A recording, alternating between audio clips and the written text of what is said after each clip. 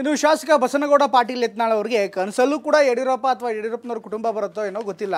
ಯಾಕೆಂದರೆ ಕಳೆದ ಕೆಲ ದಿನಗಳಿಂದ ನಿರಂತರವಾಗಿ ಯಡಿಯೂರಪ್ಪನವ್ರ ಬಗ್ಗೆ, ಯಡಿಯೂರಪ್ಪನವ್ರ ಕುಟುಂಬದ ಬಗ್ಗೆ ನಿರಂತರವಾಗಿ ವಾಗ್ದಾಳಿಯನ್ನು ಮಾಡ್ತಿದ್ದಾರೆ, ಆರೋಪಗಳನ್ನು ಮಾಡ್ತಾನೆ ಇದ್ರು, ಟೀಕೆಗಳನ್ನು ಕೂಡ ಆರೋಪ ಮಾಡ್ತಾ ಇದ್ರು. ಇವತ್ತು ಯತ್ನಾಳ್ ಅವರು ಅಕ್ಷರಶಃ ಒಂದು ಹೊಸ ಬಾಂಬನ್ನು ಸಿಡಿಸಿದ್ದಾರೆ. ಅಂದರೆ BSY ಕುಟುಂಬದ ವಿರುದ್ಧ, ಯಡಿಯೂರಪ್ಪನವ್ರ ವಿರುದ್ಧವೇ 40,000 ಕೋಟಿ ರೂಪಾಯಿಗಳ ಹಗರಣವನ್ನು ಈಗಾಗಲೇ ಆರೋಪ ಮಾಡ್ತಾ ಇದ್ದಾರೆ. ಆದರೆ ಇದಕ್ಕೆ ಯಾವುದೇ ಪೂರಕ ದಾಖಲೆ ಇಲ್ಲ, ಏನೂ ಇಲ್ಲ. ಮುಂದಿನ ದಿನಗಳಲ್ಲಿ ಅಮಾನತ್ತಾದರೆ 40,000 ಕೋಟಿ ಹಗರಣ ಬಿಚ್ಚಿಡ್ತೀರಿ ಅನ್ನುವಂಥ ಮಾತನ್ನು ಕೂಡ ಇದೇ ರೀತಿ ಹೇಳ್ತಿದ್ದಾರೆ. ಇದೇ ವಿಚಾರಕ್ಕೆ ಸಂಬಂಧಪಟ್ಟಂತೆ ಮುಖ್ಯಮಂತ್ರಿಗಳು ಕೂಡ ರಿಯಾಕ್ಟ್ ಮಾಡಿದ್ದು, ಯತ್ನಾಳ್ ಅವರ ಹೇಳಿಕೆಯನ್ನು ಮುಂದಿಟ್ಕೊಂಡು BJP ವಿರುದ್ಧ ಹರಿಹಾಯ್ತಾ ಇದ್ದಾರೆ ಮುಖ್ಯಮಂತ್ರಿಗಳು. ಪೂಜ್ಯ ತಂದೆಯವರ ಮಗನಾದ ಪೂಜ್ಯನೇ ಕರೋನಾದಾಗ 8,000 ಕೋಟಿ ರೂಪಾಯಿ ಹೊಡೆದಾರ. ಅದರೊಳಗೆ ಸುಮ್ಮನೆ ಡೊಂಗಿ ಮಾಡಿ, ನಾಟಕ ಮಾಡಿ, ಕಡೆ ಶಕುನಿ ಇದ್ದಂಗೆ ಅದಾರ ಅವರು. ಕಳೆದ ವಿಧಾನಸಭಾ ಚುನಾವಣೆಯಲ್ಲಿ ಬಿಜೆಪಿ ಹೀನಾಯ ಸೋಲು ಕಂಡಿದೆ. ಇನ್ನೇನು ಲೋಕಸಭೆ ಚುನಾವಣೆ ಹತ್ತಿರದಲ್ಲಿದೆ. ಆದರೆ ಇನ್ನು ಕಮಲ ಮನೆಯೊಳಗಿನ ಬೆಂಕಿ ತಣ್ಣಗಾಗ್ತಾನೆ ಇಲ್ಲ. ಒಂದ್ ಕಡೆ ಬಾಂಬೆ ಫ್ರೆಂಡ್ಸ್ ಆದ ಸೋಮಶೇಖರ್, ಶಿವರಾಮ್ ಹೆಬ್ಬಾರ್ ಅನಧಿಕೃತ ಕಾಂಗ್ರೆಸ್ ಶಾಸಕರಂತೆ ನಡೆದುಕೊಳ್ಳುತ್ತಿರುವುದು ಗುಪ್ತವಾಗಿ ಏನು ಉಳಿದಿಲ್ಲ. ಮತ್ತೊಂದು ಕಡೆ ಬಿಜೆಪಿ ರಾಜ್ಯಾಧ್ಯಕ್ಷ, ವಿಪಕ್ಷ ನಾಯಕ ಸ್ಥಾನ ಆಯ್ಕೆ ವಿಚಾರವಾಗಿಯೂ ಒಳಗೊಳಗೆ ಅಸಮಾಧಾನದ ಜ್ವಾಲೆ ಧಗಧಗಿಸಿತ್ತು.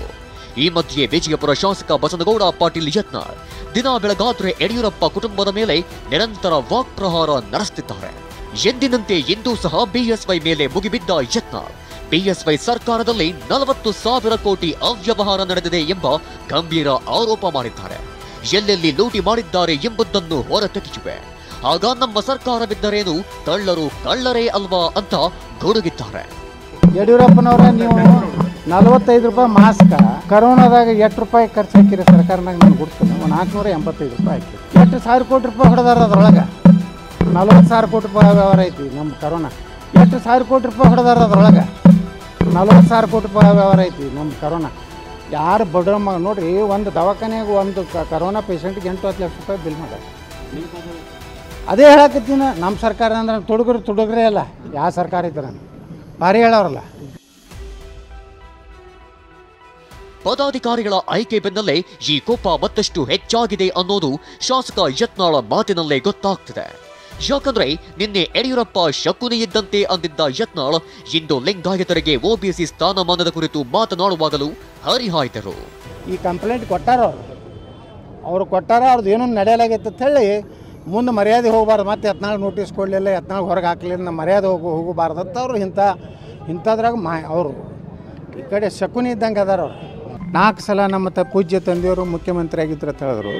ಪೂಜ್ಯ ತಂದೆಯವರ ಮಗನಾದ ಪೂಜ್ಯನೇ ತಾವು ಏಕೆ ವೀರಶೈವ ಲಿಂಗಾಯತರನ್ನ ಕೇಂದ್ರ ಸರ್ಕಾರಕ್ಕೆ ಹಿಂದುಳಿದ OBCಗೆ ಸೇರಿಸ್ಲಿಕ್ಕೆ ಕ್ಯಾಬಿನೆಟ್ ನಿರ್ಣಯ ಮಾಡಲಿಲ್ಲ. ಇದು ಯಡಿಯೂರಪ್ಪ ಈ ರಾಜ್ಯದ ವೀರಶೈವ ಲಿಂಗಾಯತರಿಗೆ ಹೇಳಬೇಕು. ಮೊದಲು ಯಡಿಯೂರಪ್ಪ ಸುಮ್ಮನೆ ಡೊಂಗಿ ಮಾಡಿ, ನಾಟಕ ಮಾಡಿ, ಲಿಂಗಾಯತರ ಲೀಡರ್ ಆಗಲಿಕ್ಕೆ ಸಮಾವೇಶ ಮಾಡ್ತಾರಷ್ಟೇ. ಇನ್ನು ಮಾಜಿ ಸಿಎಂ BSY ವಿರುದ್ಧ ಯತ್ನಾಳ್ ಹೇಳಿಕೆ ಖಂಡಿಸಿ ಮಂಡ್ಯದ ಕೇಂದ್ರ ಕಚೇರಿ ಮುಂಭಾಗ ಬಿಜೆಪಿ ಕಾರ್ಯಕರ್ತರು ಧರಣಿ ನಡೆಸಿದರು. ಶಾಸಕ ಯತ್ನಾಳ್ ವಿರುದ್ಧ ಕ್ರಮ ಕೈಗೊಳ್ಳುವಂತೆ ಬಿಜೆಪಿ ರಾಷ್ಟ್ರೀಯ ಅಧ್ಯಕ್ಷರು ಮತ್ತು ರಾಜ್ಯಾಧ್ಯಕ್ಷರಿಗೆ ಪತ್ರ ಬರೆದು ಆಕ್ರೋಶ ಹೊರಹಾಕಿದರು. ಯತ್ನಾಳ್ಗೆ ತಿಳಿ ಹೇಳಬೇಕು, ಅವರ ಬಾಯಿಗೆ ಬೀಗ ಹಾಕುವಂತೆ ಒತ್ತಾಯಿಸಿದ್ರು. ಬಸವರಾಜಗೌಡ ಯತ್ನಾಳ್ ಅವರು BS ಯಡಿಯೂರಪ್ಪಾಜಿ ಅವ್ರನ್ನ ಶಕುನಿ ಅಂತೇಳಿ ನಿಂದನೆ ಮಾಡವ್ರೆ, ಟೀಕೆ ಮಾಡವ್ರೆ. ನಮ್ಮ ಅಂಚೆ ಕಚೇರಿ ಮೂಲಕ ಒಂದು ಪತ್ರ ಬರೆದಿದ್ದೀವಿ. ಈ ಪತ್ರದ ಸಾರಾಂಶ ಏನಂತಂದರೆ, ದಯಮಾಡಿ ನಮ್ಮ ರಾಷ್ಟ್ರೀಯ ಅಧ್ಯಕ್ಷರು, ನಮ್ಮ ರಾಜ್ಯಾಧ್ಯಕ್ಷರು ಅವರ ಬಾಯಿಗೆ ಬೀಗ ಹಾಕುವ ಕೆಲಸವನ್ನು ಮಾಡಬೇಕು, ಅವ್ರಿಗೆ ತಿಳಿ ಹೇಳುವಂಥ ಕೆಲಸವನ್ನು ಮಾಡಬೇಕು. ಯತ್ನಾಳ್ BSY ಕುಟುಂಬದ ವಿರುದ್ಧ ಸಾಲು ಸಾಲು ಆರೋಪಗಳನ್ನ ಮಾಡ್ತಾನೆ ಇದ್ದಾರೆ. ಲೋಕಸಭೆ ಚುನಾವಣೆಯೊಳಗೆ ಕಮಲ ಮನೆಯ ಜಗಳ ಸರಿಯಾಗುತ್ತಾ ಅಥವಾ ಇದೇ ಎಲೆಕ್ಷನ್ ಮೇಲೆ ಪರಿಣಾಮ ಬೀರುತ್ತಾ ಕಾದು ನೋಡಬೇಕಿದೆ. Bureau report TV9.